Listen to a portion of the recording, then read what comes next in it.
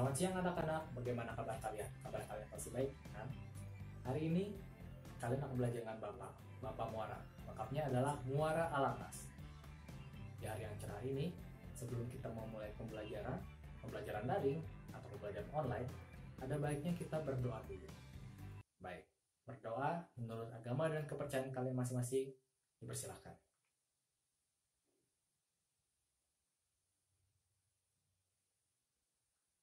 Amin. Selesai.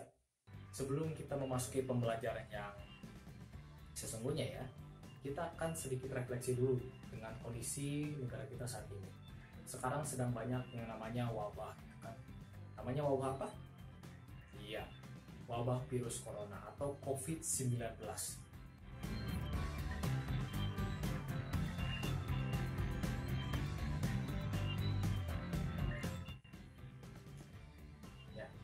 COVID-19. Dan karena adanya wabah yang berbahaya ini, pemerintah sampai sekolah, sampai keluarga kita menganjurkan untuk tidak boleh berkumpul dengan banyak orang dan juga harus melakukan berbagai kegiatan positif selama berada di rumah.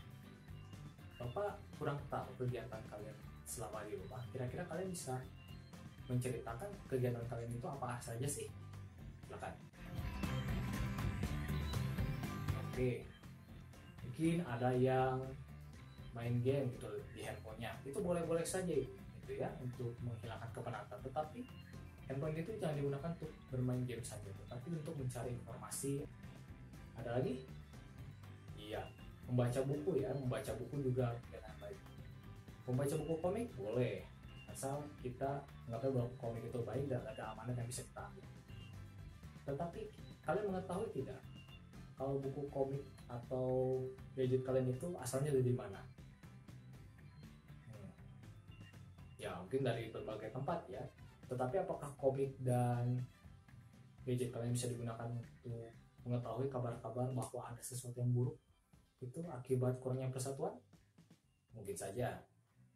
Lalu apakah kalian mengetahui bahwa gadget kalian, terutama ya handphone kalian, bisa digunakan untuk media iklan, berbagai jenis iklan? Oke, karena mungkin agak sedikit kebingungan ya, kalian akan belajar dengan Bapak Muara mengenai 3 hal. Yaitu pertama, kita akan mengetahui bentuk-bentuk iklan berdasarkan isinya ya. Yang kedua adalah sebab-sebab dan akibatnya dari kurangnya rasa persatuan di berbagai lingkungan gitu. Dan yang ketiga adalah ini dia, kita akan mengetahui dari mana barang-barang yang kalian miliki di rumah untuk menghilangkan kemenatan selama masa wabah ini, asalnya dari mana, bagaimana cara mengantarkannya, dan bagaimana sampai di tangan kalian. Baik, itu yang kita akan pelajari. Tapi sebelum itu, kalian harus mempersiapkan buku yang penting untuk mengikuti pembelajaran Bapak. Dan buku itu adalah ini. Ya, buku siswa tema 9. Kalian harus mencari buku tema 9, subtema 9.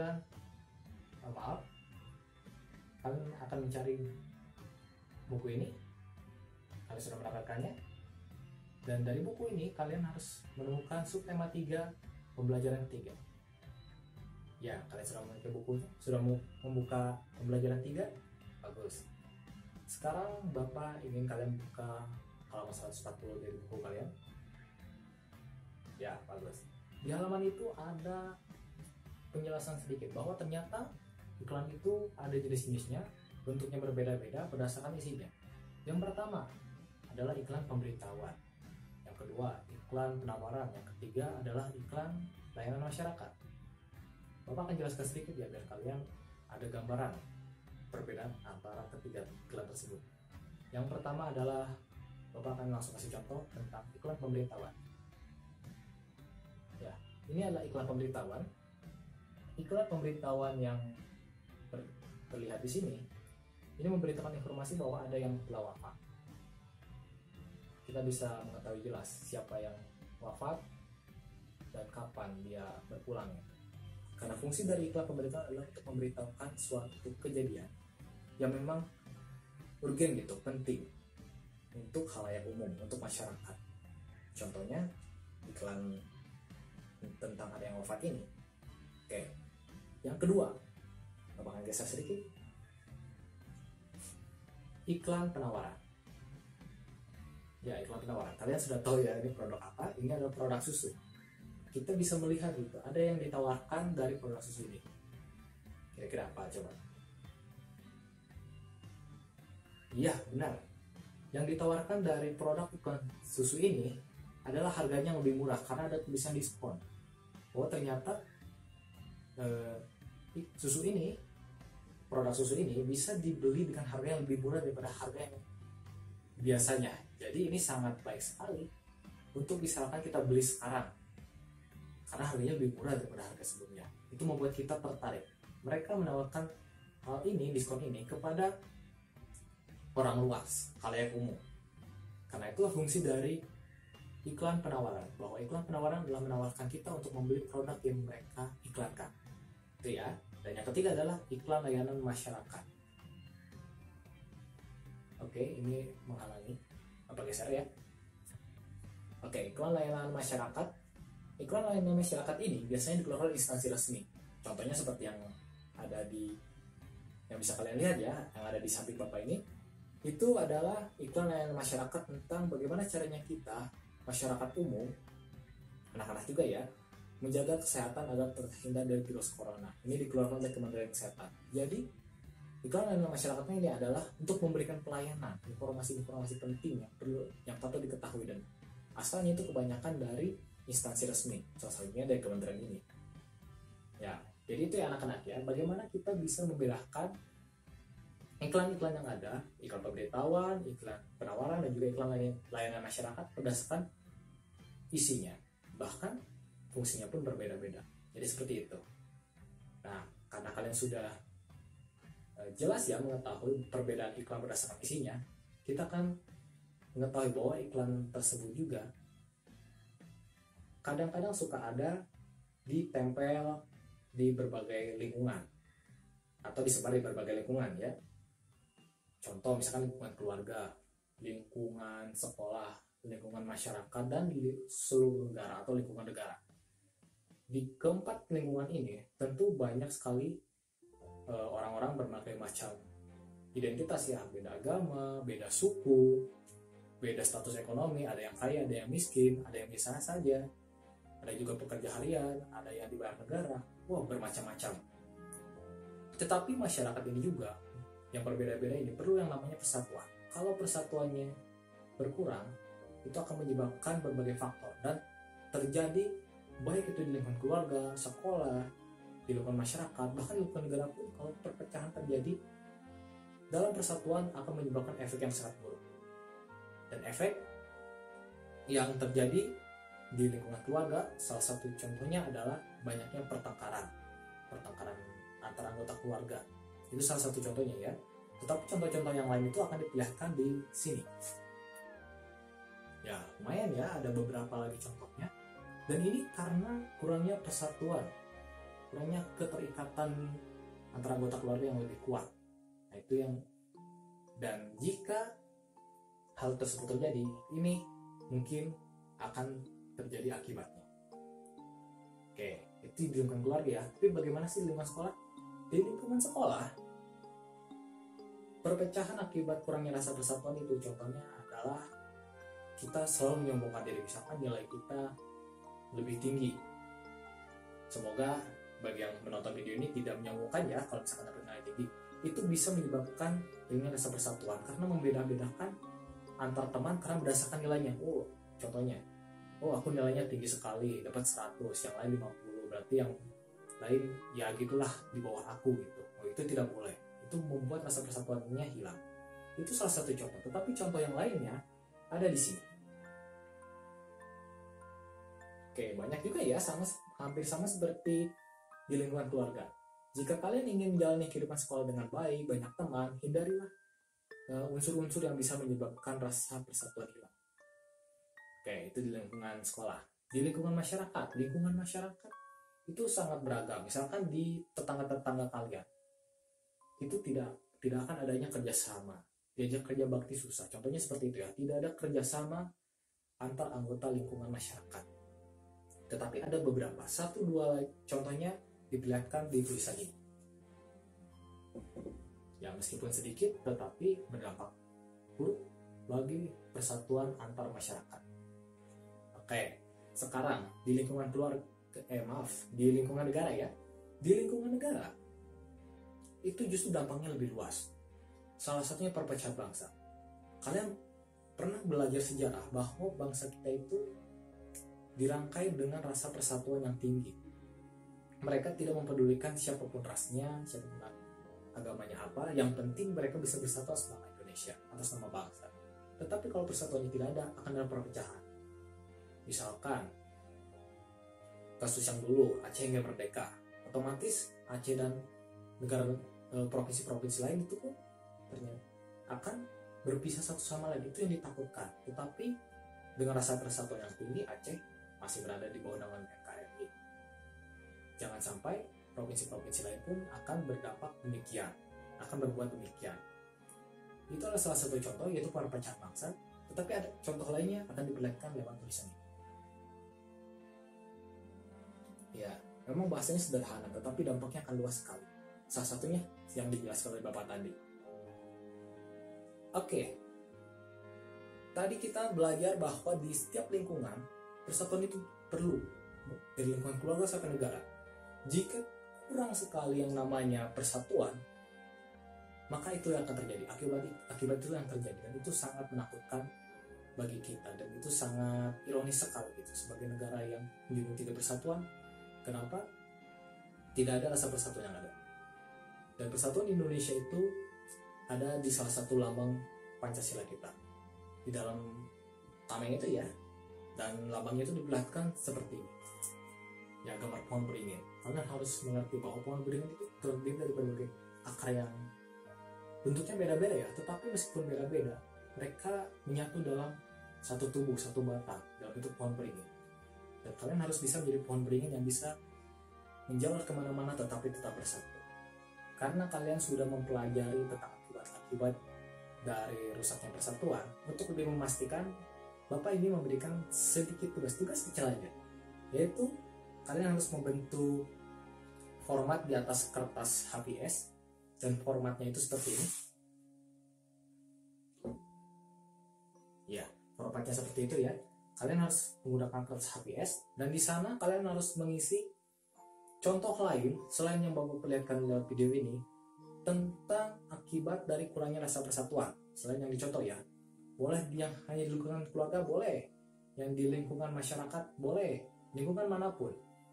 1-2 contoh, dapat 2 pun itu bagus. Kalau ketemu cuma 1 tidak apa-apa. Ini untuk membuat kita berbagi informasi apakah benar akibat dari rasa persatuan yang hilang itu akibatnya cuma segitu aja. Itu bisa kalian kerjakan ketika Bapak kasih perintah ya. Waktunya singkat aja kok ya, jadi kalian bisa berpikir dari sekarang. Oke, untuk selanjutnya kita akan belajar lebih dalam lagi tentang benda-benda di sekitar kita. Benda-benda di sekitar kita, misalkan gadget atau handphone yang kalian pegang, atau buku yang sedang kalian pegang, apakah tiba-tiba muncul begitu saja? Tentu saja tidak. Barang-barang yang kalian pegang saat ini tentu berasal dari suatu tempat produksi. Oke, kita akan belajar tentang kegiatan ekonomi. Kegiatan ekonomi adalah kegiatan utama, yang paling utama dalam terutama dalam perdagangan, dalam perekonomian kita, dan terdiri dari 3 alur. Yang pertama adalah alur produksi, yang kedua adalah alur distribusi, yang ketiga adalah konsumsi. Nah, 3 bagian ini sudah pasti ada dalam kegiatan ekonomi. Bapak akan memperlihatkan salah satu potongan video, bukan salah satu, tapi beberapa potongan video. Nah, kalian akan menyimaknya. Dan di akhir video, kita akan menebak video yang mana yang sekiranya termasuk produksi, distribusi, dan konsumsi.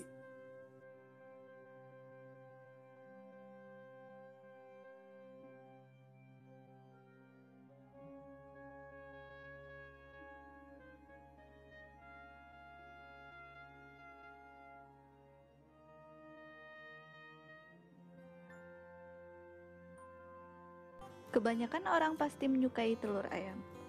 Telur merupakan makanan yang banyak dikonsumsi bagi setiap orang. dari anak-anak sampai orang dewasa. Selain rasanya yang enak, telur juga mengandung banyak manfaatnya seperti protein, nutrisi, dan masih banyak lagi kandungan yang lainnya.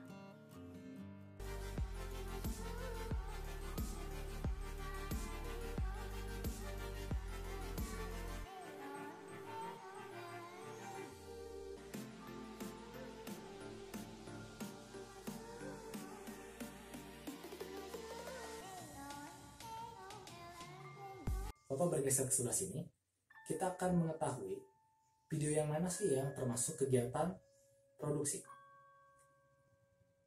Dan video pertama, hal ini yang kalian lihat ya, video kedua dan video ketiga.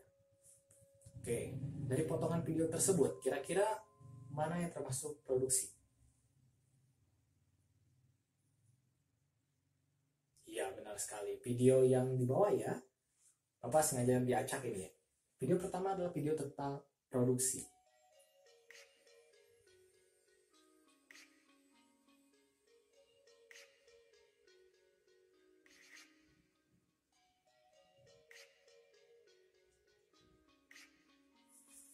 Ya, kita bisa melihat tulisannya.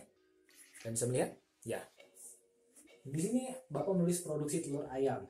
Karena seperti yang kita ketahui, mereka berasal dari peternakan ayam. Dan ayam-ayam di sana itu adalah ayam petelur. Ayam-ayam betina tentunya. Dan di sana para peternak mengumpulkan telur dari para ayam-ayam tersebut. Nah, akan dikumpulkan dalam satu tempat. Sehingga mereka akan bisa memasarkannya. Tetapi sebelum memasarkannya, mereka harus melakukan satu alur kegiatan ekonomi, yaitu kegiatan distribusi. Oke, Bapak munculkan videonya lagi ya.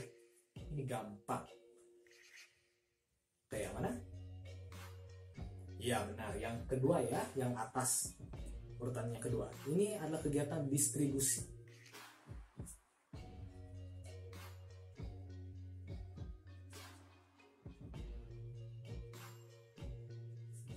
Distribusi, produknya masih sama, telur ayam.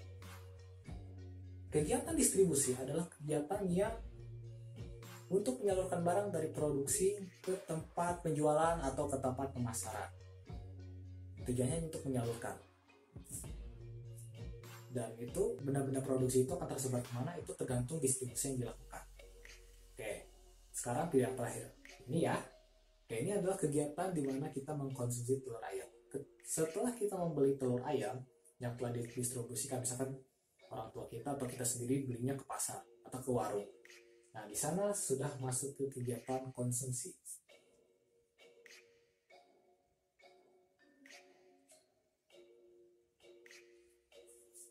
Kegiatan konsumsi adalah kegiatan yang digunakan untuk menghabiskan daya guna dari suatu produk.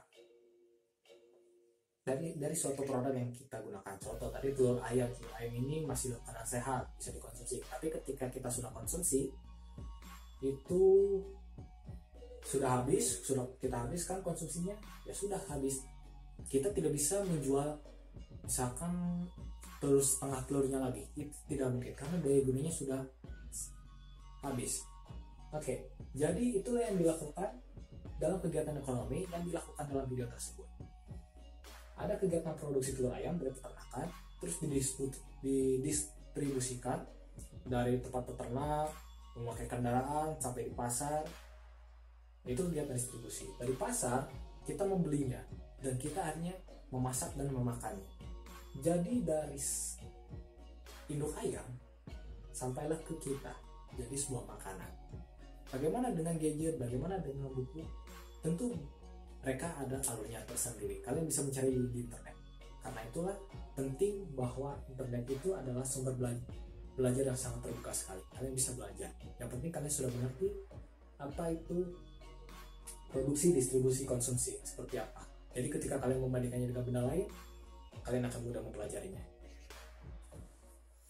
Baik, bagus sekali kalian telah belajar dengan sungguh-sungguh karena sudah menyaksikan video ini dari awal hingga saat ini.